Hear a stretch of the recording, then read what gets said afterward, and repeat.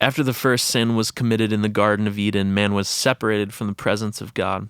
And the small crack that began in the mirrors, the brokenness that started in the heart of man, just continued and got worse. Man was evil in the sight of God, and God was ready to wipe out all of humanity, but he found grace in one man named Noah and his family. Noah wasn't a perfect man, but he was a man who listened and obeyed the word of God. God decided to bring a fresh start to human life with just Noah, his family, and 2 of every animal. God flooded the rest of humanity with the promise that he would never blot out man again, because the intention of man's heart is evil from his youth.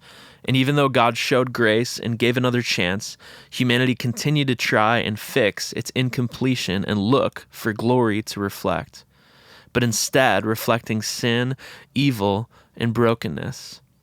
This brings us to the Tower of Babel.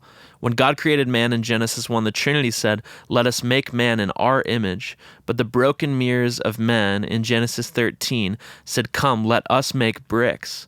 Let us build ourselves a city and a tower with its top in the heavens, and let us make a name for ourselves, lest we be dispersed over the face of the whole earth."